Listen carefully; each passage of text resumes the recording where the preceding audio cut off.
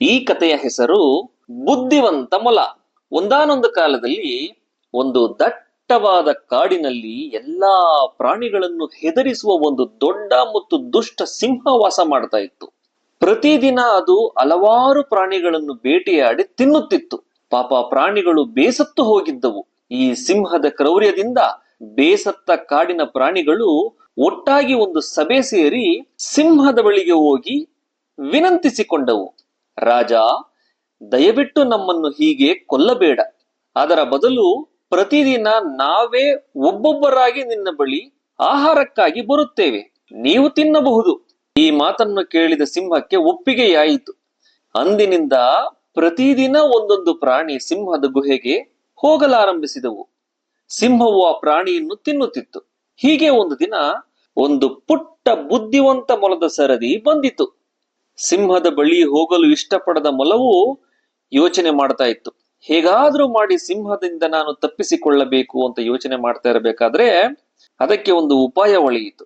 ಅದು ಸಿಂಹದ ಬಳಿಗೆ ಬಹಳ ನಿಧಾನವಾಗಿ ಹೋಗಿತು. ಅದು ತಡವಾಗಿ ಬರುತ್ತಿರುವುದನ್ನು ಕಂಡ ಸಿಂಹವು ಕೋಪಗೊಂಡು ಗರ್ಜಿಸಿತು. ಯಾಕೆ ತಡ ಮಾಡಿದೆ ಮೊಲ? ಮೊಲವು ವಿನಮ್ರವಾಗಿ ಉತ್ತರಿಸಿತು. ಮಹಾರಾಜ, ನಾನು ಬರುವ ದಾರಿಯಲ್ಲಿ ನಿಮ್ಮಂತೆಯೇ ಇನ್ನೊಂದು ದೊಡ್ಡ ಸಿಂಹ ನನ್ನನ್ನು ತಡೆಯಿತು. ಅದು ನಿಮ್ಮನ್ನು ಕಾಡಿನ ರಾಜನಲ್ಲ ಎಂದು ಹೇಳಿತು. ಅದೇ ಕಾಡಿನ ರಾಜ ಎಂದು ಬೀಗುತ್ತಿತ್ತು.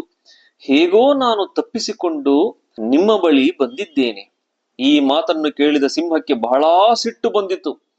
ಏನೋ, ನಾನಲ್ಲದೆ ಈ ಕಾಡಿನಲ್ಲಿ ಮತ್ತೊಬ್ಬ ರಾಜನಿರುವನೇ? ತೋರಿಸುವ ಆ ರಾಜನನ್ನು, ತೋರಿಸುವ ಆ ಸಿಂಹ ಎಲ್ಲಿದೆ ಎಂದು ಗರ್ಜಿಸಿತು. ಮೊಲವು ಸಿಂಹವನ್ನು ಅಲ್ಲೇ ಹತ್ತಿರದ ಒಂದು ಆಳವಾದ ಬಾವಿಯ ಬಳಿಗೆ ಕರೆದುಕೊಂಡು ಹೋಗಿ, ನೋಡು ರಾಜ, ಆ ಬಾವಿಯ ಒಳಗೆ ಅಡಗಿದೆ ಎಂದು ಹೇಳಿತು.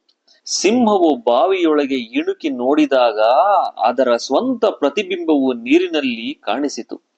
ಬೇರೊಂದು ಸಿಂಹವೇ ಇರಬೇಕು ಎಂದು ಭ್ರಮಿಸಿ ಸಿಂಹವು ದೊಡ್ಡದಾಗಿ ಗರ್ಜಿಸಿತು. ಅದೇ ರೀತಿ ಬಾವಿಯೊಳಗಡೆಯೂ ಸಹ ಗರ್ಜನೆ ಕಾಣಿಸಿತು ಮತ್ತು ಪ್ರತಿಧ್ವನಿಸಿತು. ಮತ್ತು ನನ್ನ ಶತ್ರುವನ್ನು ನಾನು ಕೊಲ್ಲಲೇಬೇಕು ಎಂದು ಅದು ಬಾವಿಯೊಳಗಡೆ ಹಾರಿತು.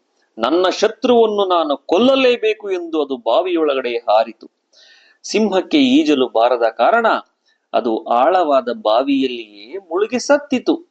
ಹೀಗೆ ಮೊಲವು ತನ್ನ ಬುದ್ಧಿವಂತಿಕೆಯಿಂದ ಇಡೀ ಕಾಡನ್ನೇ ಆ ದುಷ್ಟ ಸಿಂಹದ ಪೀಡೆಯಿಂದ ಮುಕ್ತಗೊಳಿಸಿತು. ಅಂದಿನಿಂದ ಎಲ್ಲಾ ಪ್ರಾಣಿಗಳು ಸಂತೋಷದಿಂದ ಜೀವನವನ್ನು ನಡೆಸತೊಡಗಿದವು. ಈ ಕಥೆಯ ನೀತಿ ಏನಪ್ಪಾ ಅಂದ್ರೆ, ದೈಹಿಕ ಶಕ್ತಿಗಿಂತ ಬುದ್ಧಿವಂತಿಕೆ ಮತ್ತು ಉಪಾಯ ಹೆಚ್ಚು ಶಕ್ತಿಶಾಲಿ. ಈ ಕಥೆಯು ನಿಮಗೆ ಇಷ್ಟವಾಗಿದ್ದರೆ ಚಾನಲ್ ಅನ್ನು ಸಬ್ಸ್ಕ್ರೈಬ್ ಮಾಡಿ, ಲೈಕ್ ಮಾಡಿ, ಕಮೆಂಟ್ ಮಾಡಿ ಹಾಗೂ ಶೇರ್ ಮಾಡಿ. ಇನ್ನಿತರ ಕಥೆಗಳನ್ನು ಅಪ್ಲೋಡ್ ಮಾಡುವೆ. ಧನ್ಯವಾದಗಳು.